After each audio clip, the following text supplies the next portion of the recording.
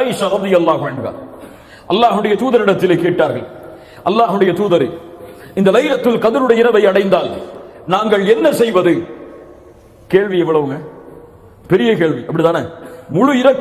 முழு இரவும் நாங்கள் என்ன அமல் செய்வது? எதை கொண்டு அதை வரவேற்பது? என்ன கூறுவது அந்த லைலத்துல் கத்ருடைய இரவை அடைந்தால்? அல்லாஹ்வுடைய தூதர் ஸல்லல்லாஹு அலைஹி வஸல்லம் சொல்லுங்கள், அவர்கள் சொன்னார்கள், அந்த லைலத்துல் கத்ருடைய இரவை அடைந்தால் ஆயிஷா அவர்களை இந்த துஆவை ஓதுங்கள். ஒரு பக்கத்திற்குள்ள துஆ அல்ல, ரெண்டு பக்கத்தை உள்ளடக்கக்கூடிய துஆ அல்ல, ஒரே வரியில் 3 வாக்கியங்களை கொண்ட துஆ. அல்லாஹும்ம இன்னக அஃபுவுன் துஹிப்புல் அஃப்வ ஃபஅஃபு அன்னி. சுப்ஹானல்லாஹ். இந்த துஆவில் அப்படி என்ன பொக்கிஷம் இருக்கிறது? இந்த துஆவை அல்லாஹ்வுடைய தூதர் இந்த இரவுக்கு ஓதுவதற்காக கூறிய காரணம் என்ன? எவ்வளவோ நீளமான துஆக்கள் இருக்கிறது, எவ்வளவோ அல்லாஹ்வை புகழக்கூடிய வார்த்தைகள் இருக்கிறது.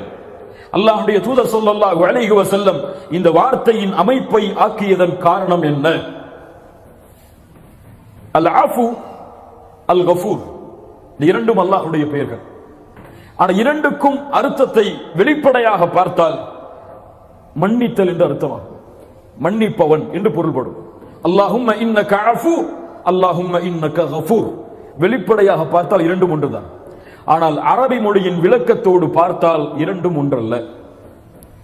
அல்லாஹுவை இன்னக கஃபூர் என்று கூறாமல் இன்னக அஃபூன் என்று அல்லாஹ்வுடைய தூதர் இந்த லைலத்துல் கத்ருடைய இரவில் கூறியதன் காரணம் என்னவென்றால், நல்ல கவனிங்க, கஃபூர் பாவங்களை மன்னிப்பவன்.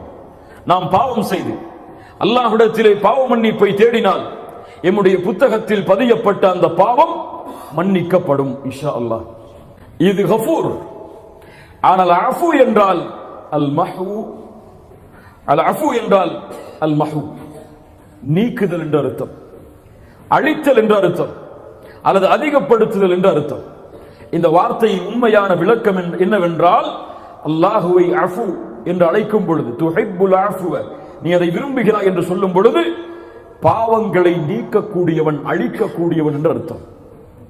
அல்லாஹுவை இந்த பிரார்த்தனையின் மூலம் ஒருவன் அழைத்து பாவ மன்னிப்பை தேடினால் அவனுடைய பாவம் கரையே இல்லாமல் அந்த புத்தகத்தில் இருந்து நீக்கப்பட்டு விடும்.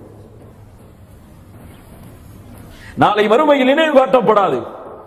அவன் செய்த பாவம் அவனுடைய வாழ்வின் ஏட்டின் புத்தகத்தில் எடுக்கப்பட்டுவிடும், நீக்கப்பட்டுவிடும், அழிக்கப்பட்டுவிடும். அதன் காரணமாகத்தான் அல்லாஹ்வுடைய தூதர் பிரார்த்தனை செய்ய சொன்னார்கள், அல்லாஹும்ம இன்னக அஃபுவுன் துஹிப்புல் அஃப்வ ஃபஅஃபு அன்னி. யா ரப், என் இறைவனே, நீ மன்னிக்க கூடியவன், பாவங்களை நீக்கக்கூடியவன், பாவங்களை அழிக்கக்கூடியவன். இந்த இரவில் அதை நீ விரும்புகிறாய் யா அல்லாஹ், எங்களை மன்னிக்க வேண்டும் என்பதை நீ விரும்புகிறாய். ஃபஅஃபு அன்னி, எங்களை மன்னித்து விடு, எங்களுடைய பாவங்களை அழித்து விடு, நாளை மறுமையில் இந்த பாவங்களை கொண்டு எங்களை இழிவுபடுத்தி விடாதே என்று அல்லாஹ்விடத்திலே கேட்குமாறு அல்லாஹ்வுடைய தூதர் ஸல்லல்லாஹு அலைஹி வஸல்லம் தன்னுடைய மனைவிக்கு கற்றுக் கொடுத்தார்கள். கண்ணியத்துக்குரியவர்களே, அல்லாஹ் ரப்புல் ஆலமீன் இந்த புரிதலை எமக்கு தருவாராக. அந்த இரவு அல்லாஹ் ரப்புல் ஆலமீன் பாவங்களை மன்னிப்பதை விரும்புகிறான். எல்லா இரவும் அல்லாஹ் விரும்புகிறான். நாம் எல்லாம் அறியவில்லை அதை.